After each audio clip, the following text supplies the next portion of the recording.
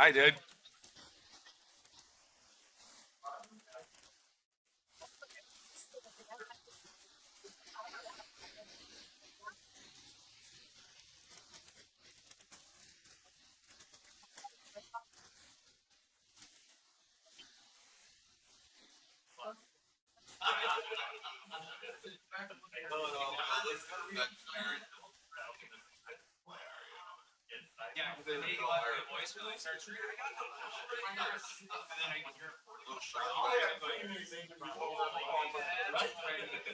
I'll tell you what.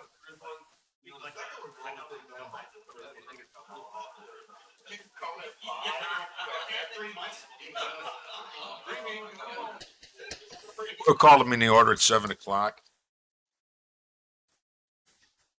We have a roll call by the county clerk.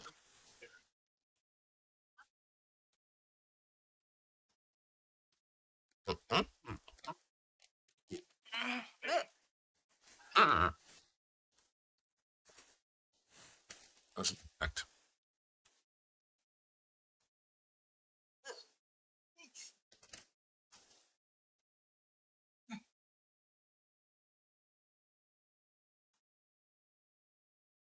Didn't work last month either.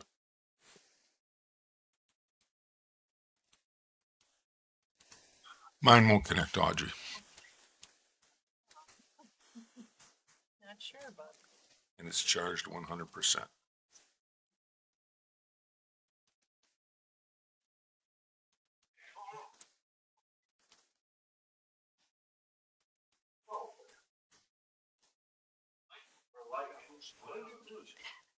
We have 27 present and 3 absent. Okay. Thank you. We will, please rise for the Pledge of Allegiance. Supervisor Kelly, can you lead us tonight? I pledge allegiance to the flag of the United States of America and to the republic for which it stands, one nation, under God, indivisible, with liberty and justice for all. Just take a moment of silence. Supervisor Morris is not here tonight. He is excused. His sister died of COVID in Texas. And just a moment of silence for he and his family.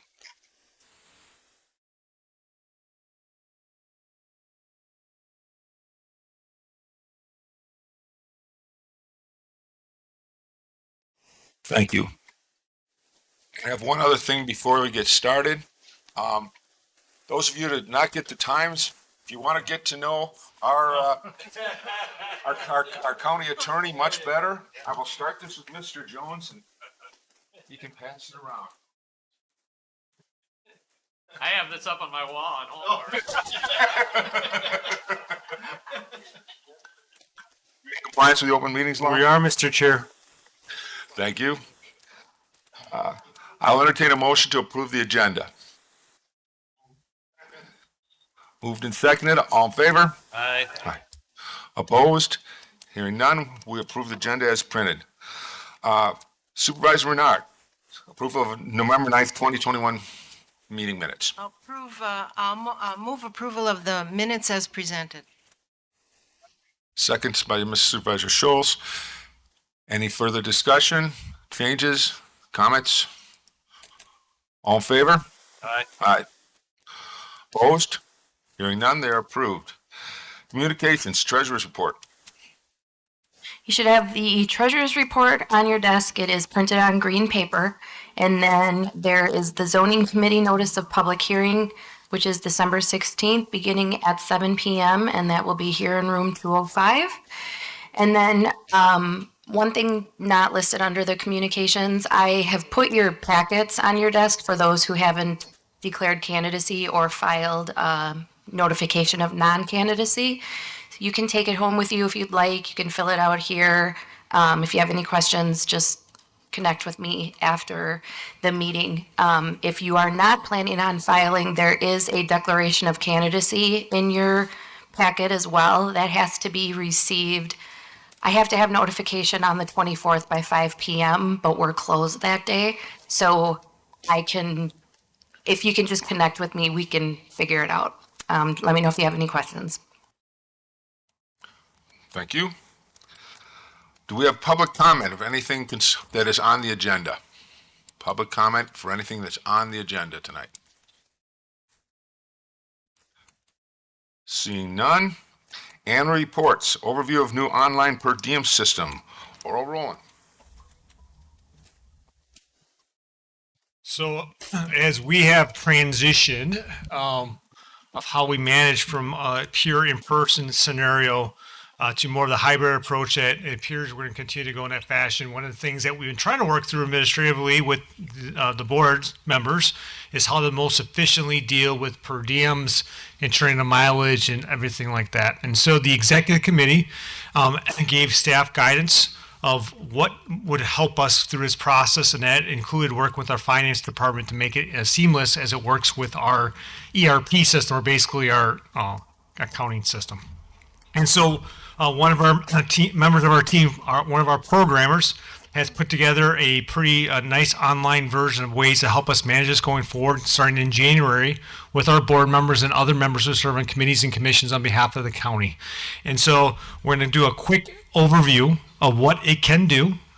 And then what our plan is going into January is, as you meet as committees in January and February, we'll have like one-on-ones with the committees to help go through some more detail. But we want to kind of give you a show of where we're at today. This has already been kind of an update to the executive committee, last month I believe it was, or a month before, to kind of give the progress and get some feedback. And so with that being said, I will turn it over to Oral. Go ahead. Okay, so logging into the system, everybody have to log in at least once, and then you can save your password. It is your email or network login credentials, and we'll help you through that if there's problems with you guys knowing that.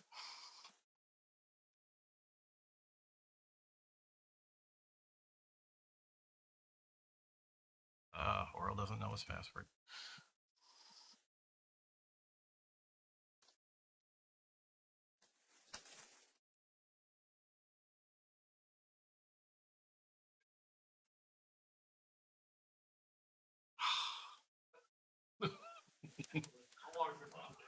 I know, I've never had my password's long, but it's should be. I just tested this before I came over.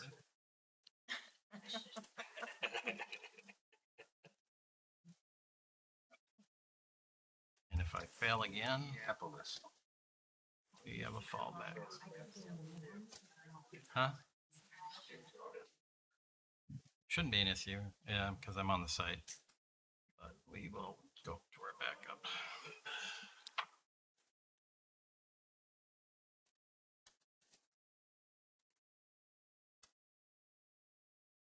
And hurricane spell.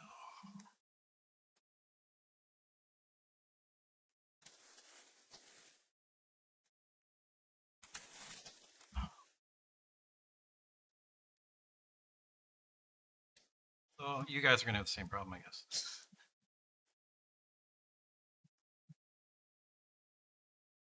All right, let's get the backup. What the site does is when you come in for the month, so this is December, it'll automatically create a December for you. And I'm gonna do some stuff here.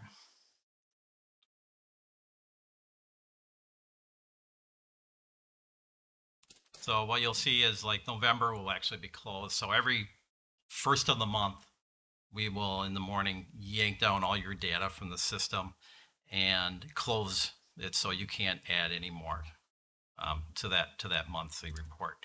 You can always go back 1 month for your selections if you miss something. And it's as simple as just picking a date, picking a meeting. You're all assigned the meetings that you're in. So you would just pick your meeting, and for the most of you, you're done. You just have to click save. Just over here somewhere. What's that? If you're on Zoom, do you need to zero out the miles traveled? What do you mean by? Well, you're showing miles. Yeah, you would. Yeah, you would zero that out if you're not going to be traveling. Yes. Otherwise, we're putting in your default that has been assigned to you for travel. So when you come to the county board, where for me, I have it set to 20. So it will automatically go in there. If you have an extended meeting, you just simply, if you have an extended meeting, you just click the extended meeting. Okay. And then you have to save. Okay. And then when we save, we're going to put down here all your totals. Your salary will go in there automatically. Those that have salaries, how much the per diem is, mileage, and it will calc that out for you. Simple as undoing it, you can just do that. And this is the normal per diem in your salary. That's all there's to it. If you have a meal, just put your meal on there. The amount. And you just save it. And it'll turn yellow. Yellow means you need a receipt. All meals need a receipt, and you have to still send that to accounting just like you always had to. You just won't have to do your blue sheets at all anymore. And over here we have, if you have a hotel, lodging stuff too. That really, yeah, you just click add row and add a row. This is set up to be, if I can get a hold of this guy. So it should work on your phones. If I can get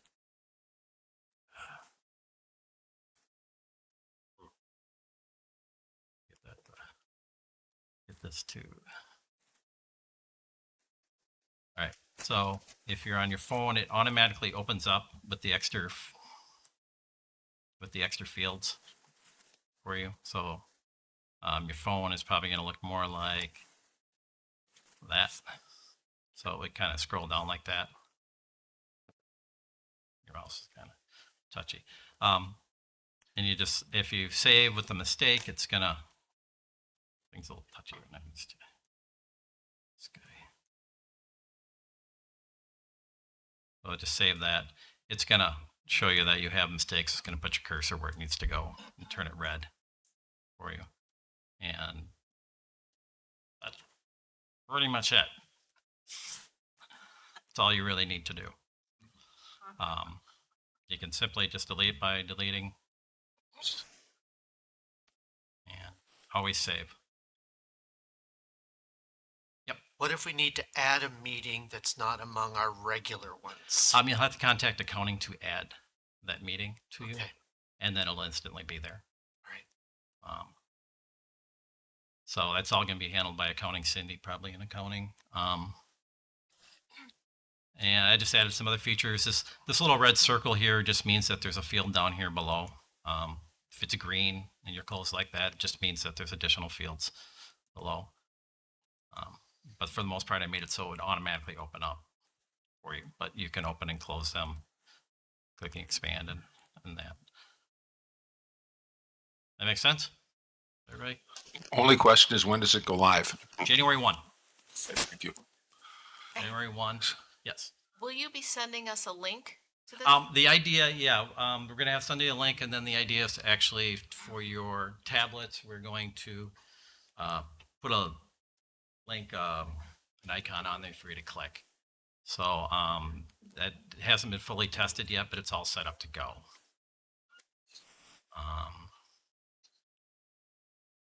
So, I don't know if you've got anything else. so the goal is try to make it easier process. So once you get used to it, it should be easier. But you'll be able, this is also check and balance. So kind of the board members, just like the staff, are responsible to put their own time in and validate their time. This will be a chance for you to look back to make sure we don't miss a meeting, because that has happened. And then we have to run around with accounting staff, et cetera. And so it's inefficient. And so part of the goal behind this is to create some efficiencies. This also is linked right back to our ERP system. So it helps reduce duplicate data entry points from a staff perspective then too. Again, trying to reduce some potential error, but quite honestly, save some time for everybody involved. And so again, we're going to be doing training in January at committee meetings with the guys who are smarter on this stuff than I. But to sit down to show how to do this.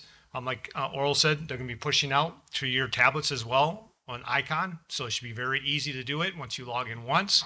And then this way at the end of the month though too, you'll be able to basically print out what you should be expecting as kind of your pay stub too. Again, a validation. We are looking at also having email reports to each committee chair, just as an additional check and balance to validate attendance at the meetings then too. So I think those are the main things that we talked about in executive. Yeah. Right, Supervisor? Right? Yeah. Yeah. So. And then Cindy, We actually have the same kind of report you get now that she gives you.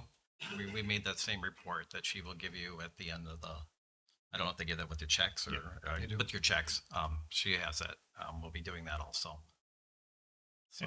And then you also see, as Oral kind of talked through with some mileage and meals, this is also set up if you go to conferences or some of those other meetings that you qualify for some of those reimbursement requirements then too. So. Thank you. Supervisor Bernard. Yeah, so we talked also at the executive committee about providing ongoing tech support for people who are having a little bit of trouble, getting the hang of it. And this was all necessitated because we did away with the blue sheets when we started Zooming. And then it turned out we had sort of a patchwork method of doing things, and it ended up the finance department was trying to track down, recreate people's schedules, and it turned into a real time-consuming mess at that end. So this way, every member is responsible for his or her own per diem reporting. So it'll really be your responsibility to make this thing work. And that'll make it easier for our finance department too. Okay. Thank you, Oral. Any other questions? Any other questions? Any other questions for Oral while he's up here? All right, there is a sign off when you're done, and timeout is 1 hour. You let this sit for 1 hour, you will be required to log back in. Okay, even if you have a saved one, it'll come back. It'll go back to the login screen. So that's one thing too.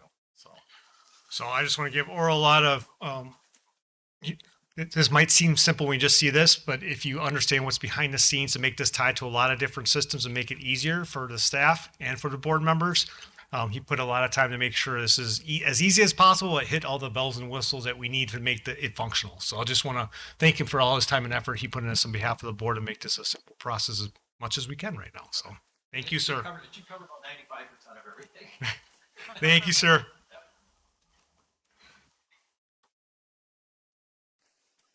Okay, thank you. That takes us to item B, Administration Annual Report. Mr. Waymeyer.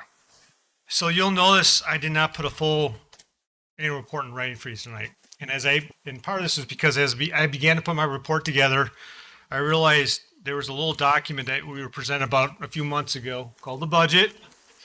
And within there, is part of the budget message, has a lot of the same things that I would typically put in an annual report was in there. So instead of kind of replicating that again, I think part of it was I want to take a few minutes, not a lot, to kind of look back, but also kind of set the stage of some things going forward.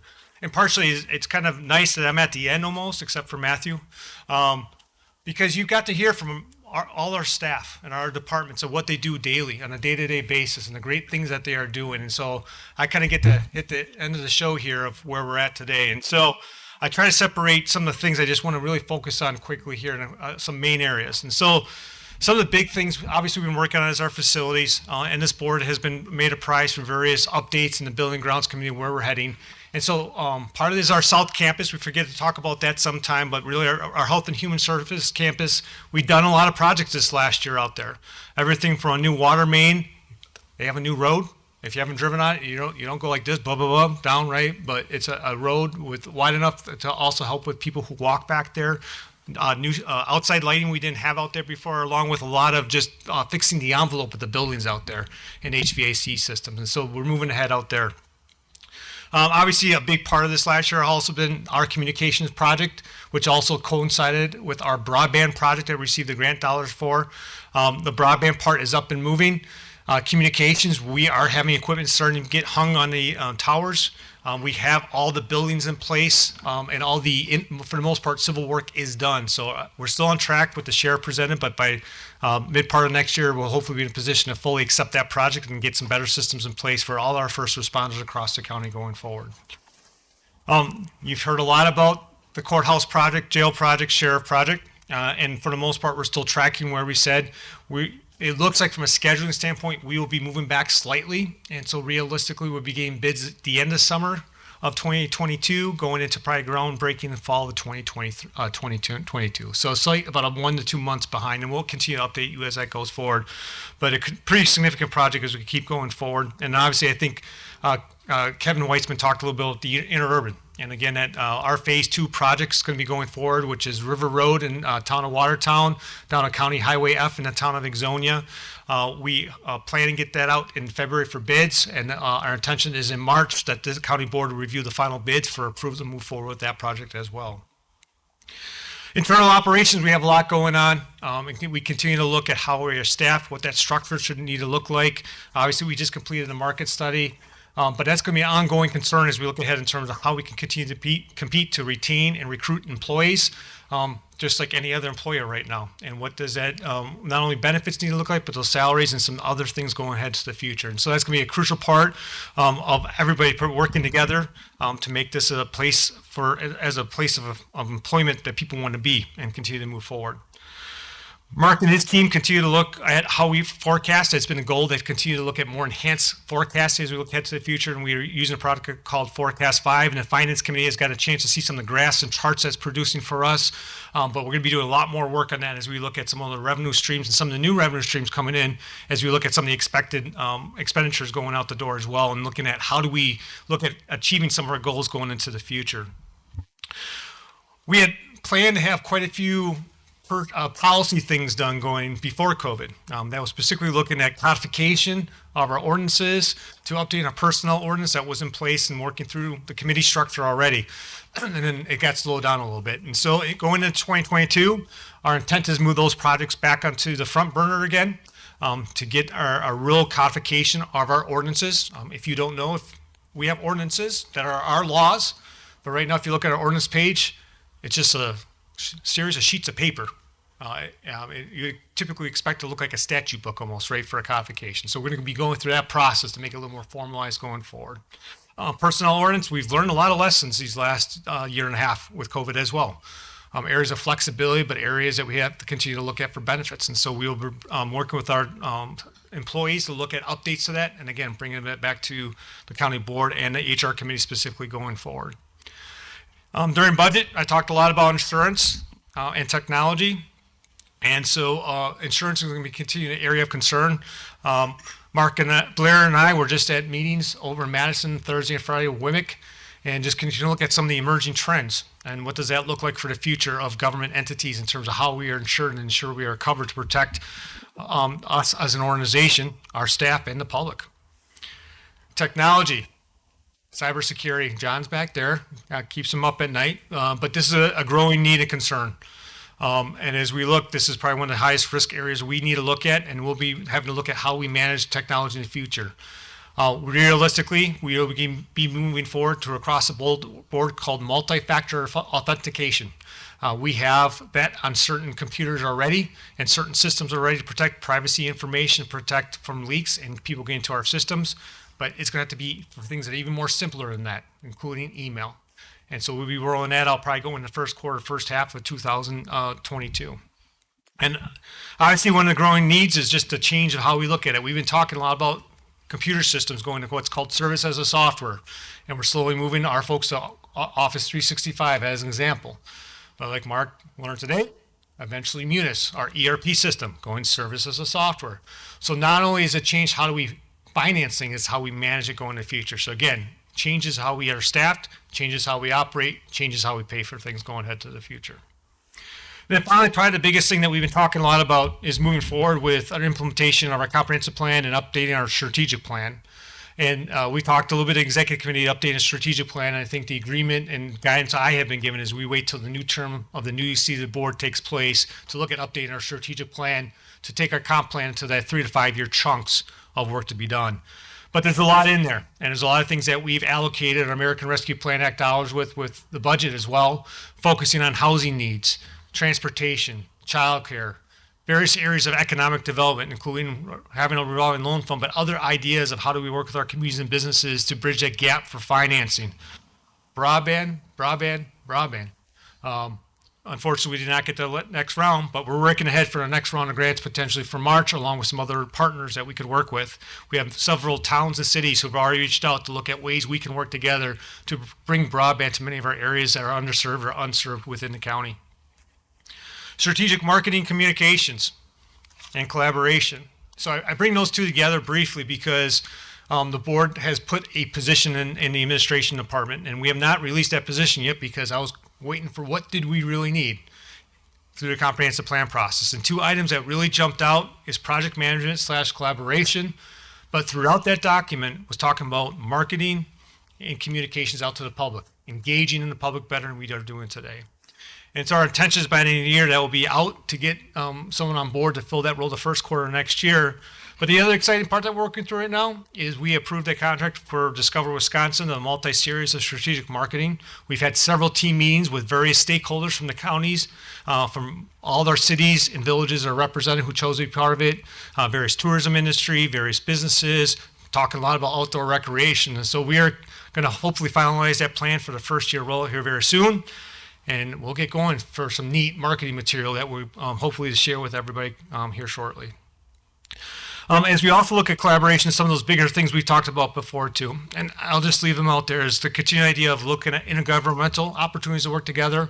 Again, prior to COVID, we did a lot of work with our partners looking at shared service studies, whether it's from parks to highway to looking at EMS and fire and those kind of things, to just back a house items. Many of our communities maybe don't necessarily have a full-time HR person as an example, or IT person, and there's opportunities to collaborate on that. The other thing that finally came out through these studies is really looking focused on regional planning approaches. And I think one thing that we'll be having those conversations is, do we need to look at, do we belong to a regional planning organization?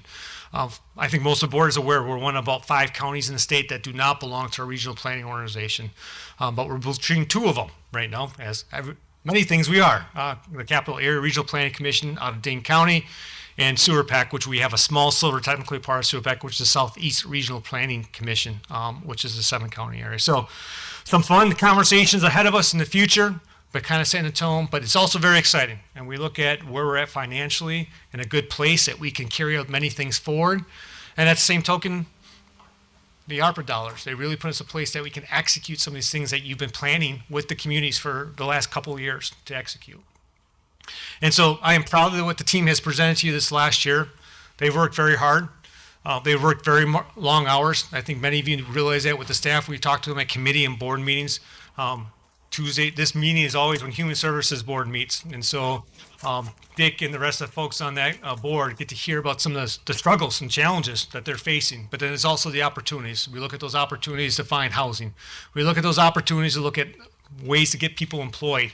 We look at ways to find the positive ways to treat people, not the reactionary going through the judiciary process, and working those things together. And so I'm very happy of where we're at, and I appreciate the support the board has given me in my role and my responsibilities to help work together to make this a better place to live, work, and play. So with that being said, Mr. Chair, that is all I have this evening. Questions for Ben? Questions? Thank you very much, Mr. Meyer. Item C is Treasurer John Jensen. He's unavailable tonight. We'll reschedule that. Planning and zoning, zoning and land information, Mr. Zangle. Good evening, everyone. I believe you received the annual reports last month, so I won't spend too much time up here. I'll just hit a couple bullet points as usual. First of all, just briefly touch on COVID. We haven't seen you, or I haven't been up here for an annual report since COVID started. Obviously, as COVID began, there was a lot of ever-changing situations. At first, we sent staff home, tried to work remotely as much as possible. Specifically for the zoning department, that was quite challenging. It was difficult to serve our stakeholders from a remote workplace. So shortly after COVID began and things started to settle down a little bit, we did start bringing staff back. Staff quickly learned to work safely and effectively with our stakeholders. It's challenging for us to interact with them on a remote basis. It's much easier to do it in person. A lot of our staff are out in the field constantly doing inspections, so those are obviously difficult to do when you're remote. From there, we began to implement new processes, obviously with the remote meetings and Zoom capabilities. That was a big plus or advantage for our processes. Also, we implemented a process for landowners applicants to apply for zoning permits online. That has been one of our biggest hits since then, and we'll continue to see that going forward. We went from, typically we receive 700 permits in a year. Previously, those would be all paper in-person applications. Now we're seeing at least half of those, if not to 3/4 of those, are done remotely and people submitting them online. So that has been a great influence for us, and it also helps the landowner out quite a bit. And moving into 2022, we'll work to continue to improve that process, work with MIS to develop some more streamlined measures to keep that process simple for the applicant. In addition, a couple of large projects that we worked on has been in touch, the Comprehensive Plan and Farmland Preservation Plan update. We also had the We Energies LNG facility up in the town of Ixonia, the Crawfish River Solar Farm west of Jefferson here in the town of Jefferson, and also the Badger State Solar in the same area in the town of Jefferson and town of Oakland. Those are a couple of projects that we worked on previously. Continuing through the pipeline right now is a new subdivision, one of the first ones that we've seen in a while. It'll be approximately 150 new residential lots stemming from single-family homes to duplexes to maybe a couple small fourplex apartment type units. That'll be out in the town of Oakland at the corners of Highway 18 and A. That was approved by the committee recently and is proceeding forward with the subdivision platting process, which is a lengthy process and does take quite a bit of time commitment to complete that, both by staff and then outside stakeholders such as the applicant and their surveyor. Additionally, under the zoning department is a clean sweep and solid waste area. That is a quite interesting world of the clean sweep, hazardous material, drug take back programs. That was even through COVID, things slowed down a little bit. However, as we got into 2021, we quickly realized that our numbers of hazardous materials that we see coming in are skyrocketing. So through the 2020 year, people are in their houses a little bit too much and had plenty of time to clean out their items. We went from budgeting for roughly $30,000 from one event to doubling that this year to $60,000 of material coming in. So we saw a great increase this year, which is great. The material is not being thrown in the landfill, thrown in the water, thrown in the curb. It is being properly disposed of, but it is obviously an increase in our expenses, but it's a good increase at the end of the day. Moving on to the land information department, the largest project that we've been working on was the redistricting, which we just completed. That was obviously quite a commitment for staff to complete the mapping in that shortened time frame.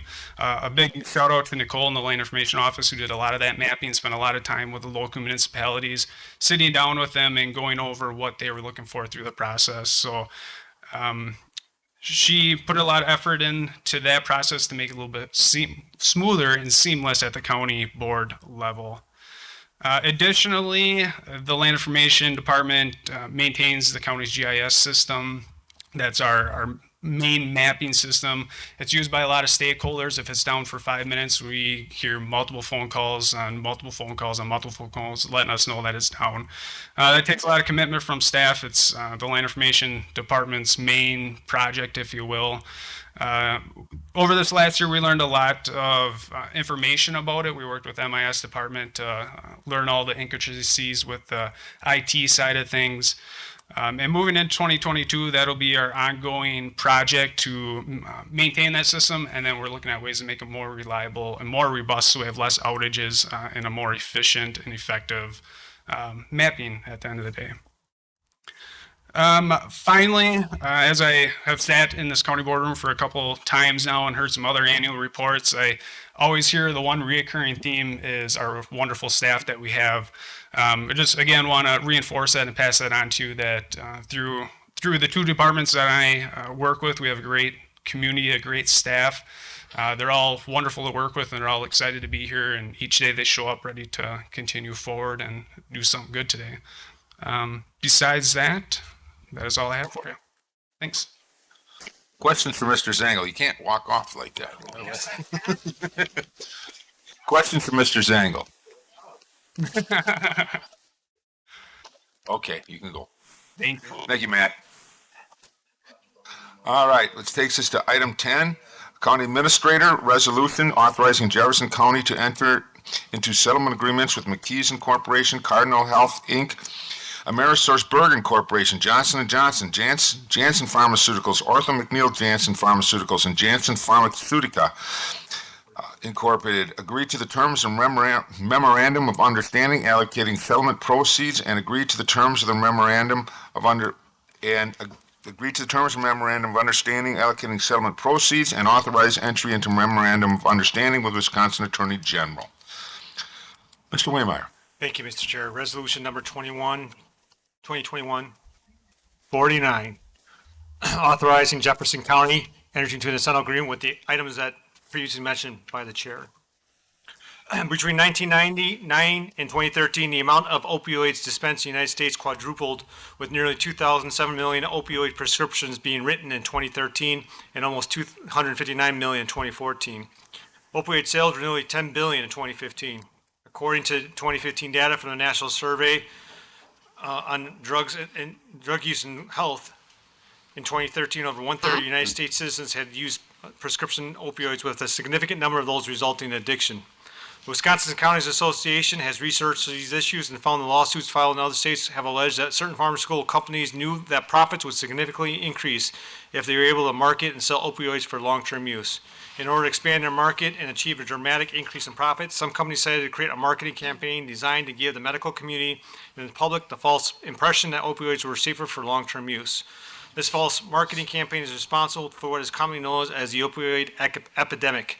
On October 10th, 2017, the Jefferson County Board of Supervisors adopted resolution number 2017-39, which authorized the county administrator to execute the necessary documents to proceed with a lawsuit on behalf of Jefferson County. Lawsuits have been filed on behalf of 70 other Wisconsin counties, and all Wisconsin cases were coordinated with thousands of other lawsuits throughout the country.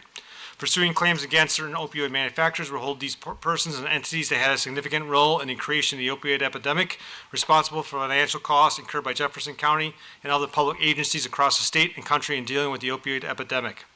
This resolution authorizes Jefferson County to enter into the following: settlement agreements with those mentioned above, an allocation memorandum of understanding with other local governments, an Attorney General memorandum of understanding, and an establishment of the county opioid abatement account and attorney fees account to settle pending litigation with opioid companies named in this resolution. The Jefferson County Board was briefed in closed session on November 9th, 2021 on the status of the settlement agreement, and this resolution is consistent with the information that was provided. The Executive Committee and Finance Committee were provided a draft version of this resolution. Due to time constraints, no formal action were taken by either committee, but there is general support from these committees endorsed by the County Board Chair and First Vice Chair / Executive Committee Chair to send the resolution to the County Board to authorize Jefferson County to settle pending litigation with the opioid defendants under terms described in this resolution. The terms of the settlement requires all parties to sign the agreement and related documents no later than January 2nd, 2022. I'll move forward to the fiscal note.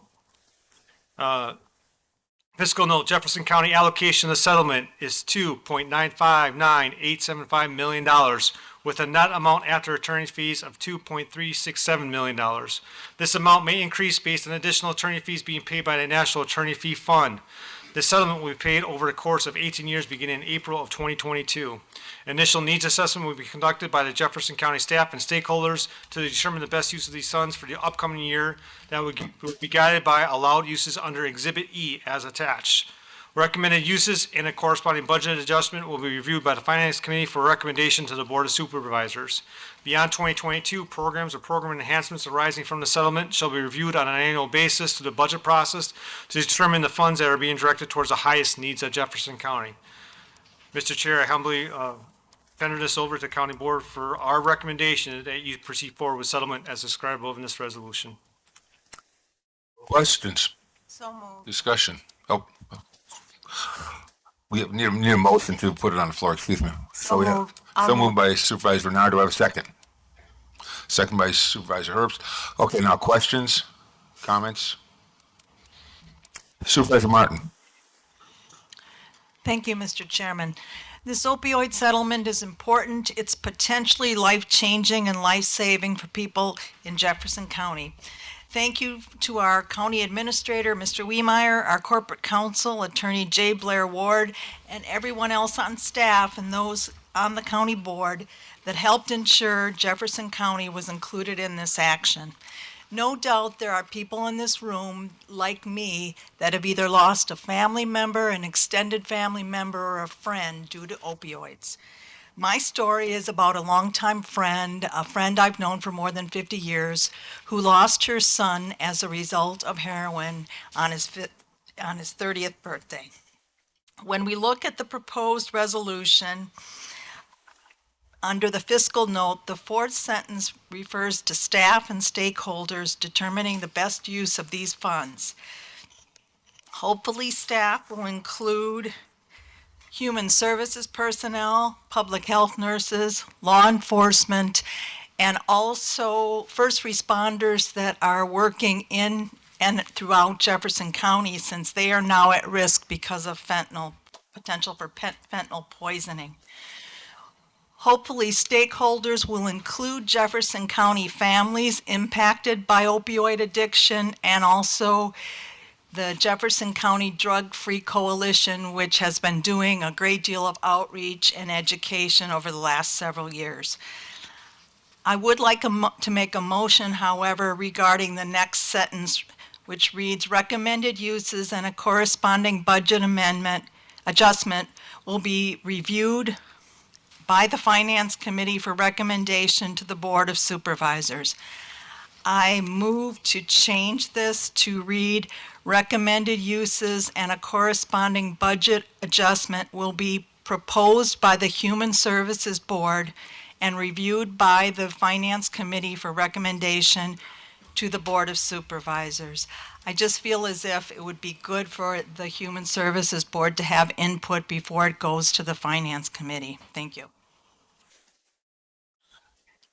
There's been an amendment proposed. Is there a second to that amendment? Second by Supervisor Christensen. Discussion on the amendment.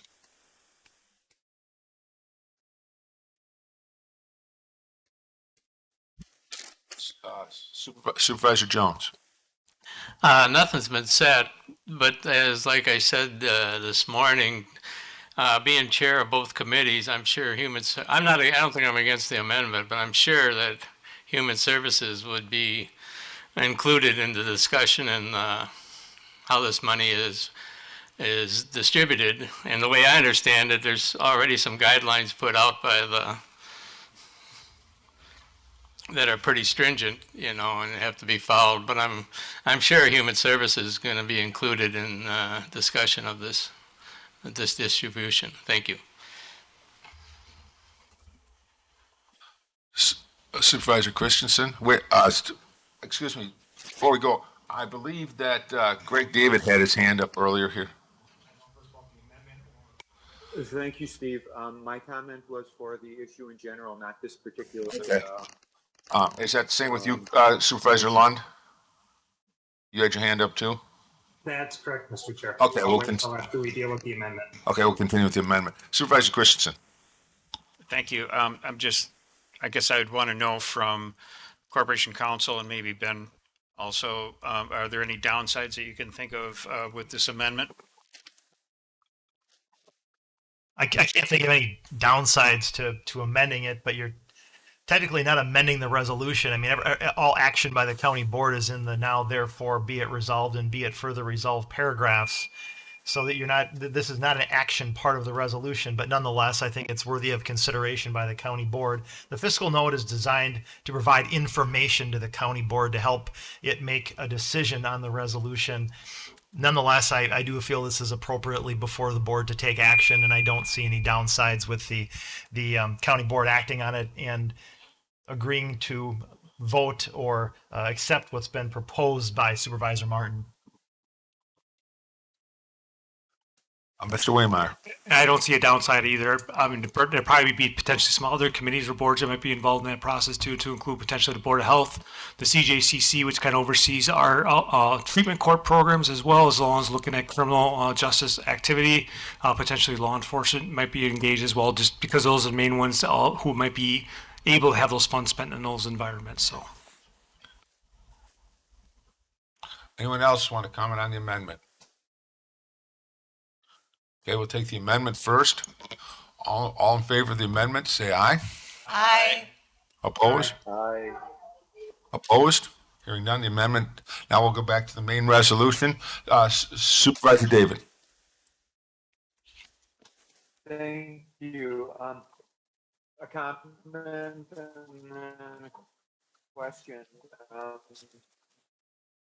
My comment is, I really don't think the pharmaceutical companies deserve any of our trust and necessarily well-being and should be scrutinized to the ground. So I'm in favor of this amendment. Does this lawsuit then limit the law in the future? Should they produce opiate damages caused by them, or does this exempt them from future damages? Thank you. Do you want to answer that one? I don't think it does. It does. I thought this does. The opioid companies are going to be very much limited as to what they can do in the future regarding marketing opioids. The settlement agreement gets into details about what they can do. So as far as what their limitation and damages, yes, it is for the current time period. But if at some point they would start manufacturing or distributing opioids again, as allowed by the settlement agreement, then they would in theory be susceptible to future damages down the road. Supervisor Lund. Thank you, Mr. Chair. My question deals with the Wisconsin State Local Government Memorandum of Understanding. The third page of that, page 16 of the packet, number 8, says nothing in this Memorandum of Understanding is intended to alter or change any local government's right to pursue its own claim. My question about that language is this action we're taking tonight an opt-in, opt-out situation similar to a class action lawsuit? Or if we opt into this, are we releasing all other claims that we have with regard to these defendants and the opioid crisis? Thank you. This is a class action lawsuit. Jefferson County has opted in. And if we agree to proceed tonight with the proposal that's before the county board, that would be the exclusive remedy for Jefferson County regarding the allegations that are stated in the lawsuit and as part of the settlement agreement. Thank you, Mr. Administrator. Supervisor Schultz. I'll be very brief, but I just want to remind everybody and urge everybody to support this. This is not a matter of we're angry with the companies for doing what they did. We have for years been spending money in the sheriff's department, in the health department, in human services because of their irresponsible actions. And so what this does is recover probably just a little bit of what we've spent over the years because of opioid abuse. I would encourage everybody to support this. Any other questions, comments? Seeing none, we'll take a roll call vote. All in favor? Oh, excuse me. It's a roll call vote. Supervisor David, Aye. Supervisor Herbst,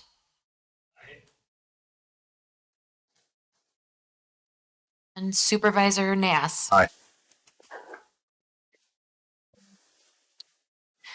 We have 28 yes and 2 absent.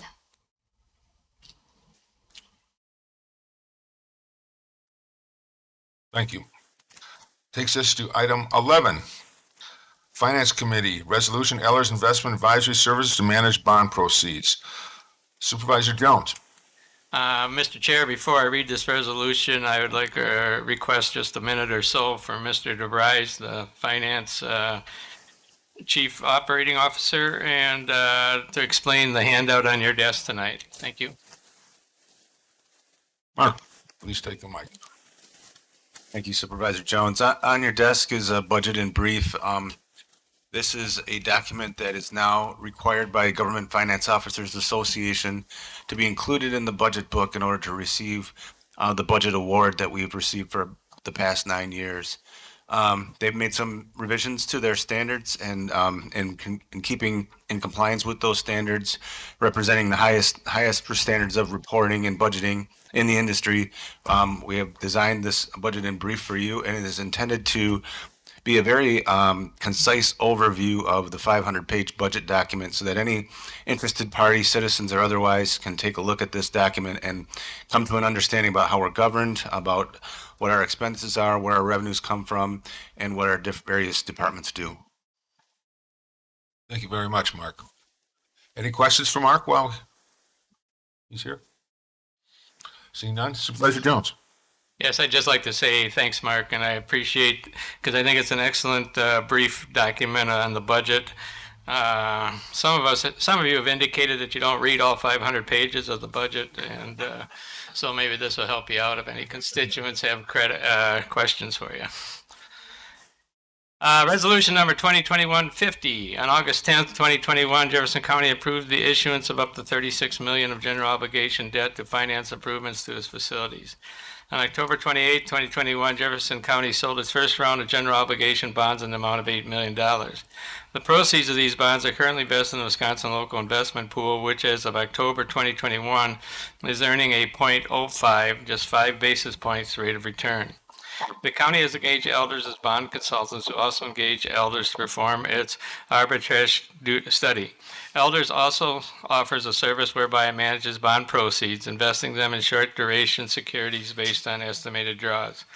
On November 4th, 2021, elders presented an investment strategy to the Finance Committee, which included an estimate rate of return of 0.44% or 44 basis points, or $160,000 on the bond proceeds net of related fees. Elders has proposed an investment fee of 0.07 or 7 basis points of total investments management. On December 2nd, 2021, the Finance Committee voted to engage Elders Investment Advisory Service to manage its bonds proceeds.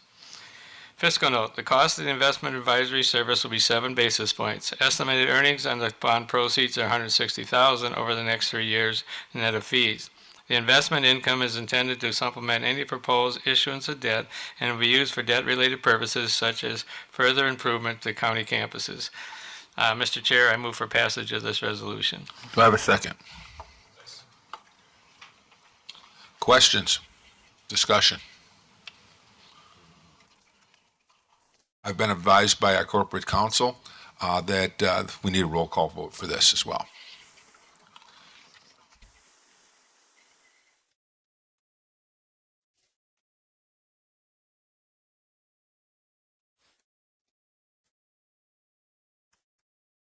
Supervisor David?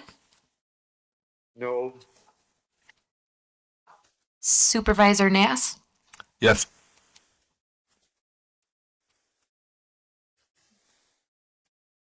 We have 27 yes, 1 no, and 2 absent. Thank you, Madam Clerk. Resolution passes. Item 12, Planning and Zoning Committee, Supervisor Jekyll. Report to the honorable members of Jefferson County Board of Supervisors. Jefferson County Planning and Zoning Committee, having considered petitions to amend the official zoning map of Jefferson County, filed for public hearing held on November 18, 2021, as required by law pursuant to Wisconsin statutes. Notice thereof having been given and being duly advised of the wishes of town boards and persons in the affected areas, hereby makes the following recommendations. Approval of petition as listed, dated this 29th day of November 2021, Blaine Paulson, Secretary. And that moves us on to ordinance number 14. 2114, amending the official zoning map of Jefferson County as listed. I move for approval of this ordinance. We have a motion and a second. Any discussion? Questions? All in favor, say aye. Aye. Aye. Opposed? Hearing none, the ordinance passes. Takes us to item 13, appointments by county administrator. Mr. Waymeyer. Thank you, Mr. Chair. By virtue of the authority vested in me in sections 59.18, parent 2, parent B of Wisconsin State statutes, I respectfully request confirmation of the following appointments. Mr. Michael Klisch of Fort Atkinson, Wisconsin, to the Veteran Service Commission for a 3-year term ending December 13, 2024, and Mr. Brandon White of Jefferson, Wisconsin, to the Veteran Service Commission for a 3-year term ending December 13, 2024. I respectfully request confirmation of these appointments. Move to confirm. Second. Second by Mr. Brogler. Discussion? Questions? All in favor? Aye. Aye. Opposed? Hearing none, they are appointed. Item 14, public comment of a general nature. Supervisor Smith. During the council discussion, when our chair said our council will be defending the county with a noodle, it's because agricultural tourism was written strictly for the adaptive reuse of barns. One might think zoning should have known this, so you could ask why zoning would even accept this application in the first place, or much less suggest ag tourism as a path forward as for a permit. Now zoning wants to start rewriting our zoning ordinances. If zoning was working with them, shouldn't this have been the first thing you did? It's unfortunate our chair's concerned we get this right didn't start the first day he was holding their application. I can hear their attorney say, the minute they walked through the doors of the Jefferson County Courthouse, they entered into an episode of Green Acres. If I were Paul and Diane, I'd be suing the county not only for my attorney fees, but a long list of damages I don't have time to list, while looking for damages to deter the county from similar behavior in the future in damages designed to punish a defendant whose conduct is considered negligent. I would argue an abuse of power. When one supervisors were under oath, I'd see if there was a conspiracy against me. I can't help but think it would be difficult to make this process any more difficult. Unless this is how it's supposed to work, in court, arguing to the degree of your failure is never a good thing. To me, Diane and Paul's guilt in this is moving to Hooterville. For them, this started in 2019, and after hearing how easy it is to work with zoning, I guess that could be arguable. Concern for the slippery slope only goes so far since this property is now zoned A2, not residential, and in the future, if someone has a similar situation, allow it, or zoning does the same thing and deny the permit. Either way, you let the chips fall. While I can appreciate zoning's position, it's now time for damage control. Our council and zoning need to fix this sooner rather than later, and I would encourage you to put this behind us and fix this on your time. Regardless, the longer this goes on, the longer I'll be reminding everyone what a great job zoning is doing. Remember, it only takes 3 of you to pass something, otherwise I'm guessing our council should start sharpening his noodle. Maybe we need to add a piece of a 50-year-old barn to the castle, or maybe you need to go through the process and add other as a category of acceptable uses, which stipulates whatever the use is can only happen with the approval by the township. But you need to figure this out without dragging this out for another year or creating any more misery in anyone's life.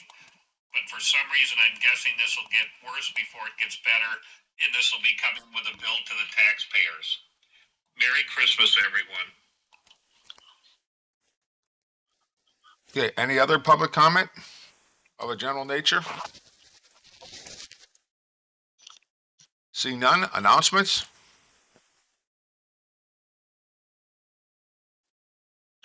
Thank you, Mr. Chair. As most of the board is aware, Ms. Gail Scott, our health officer, has given us her retirement.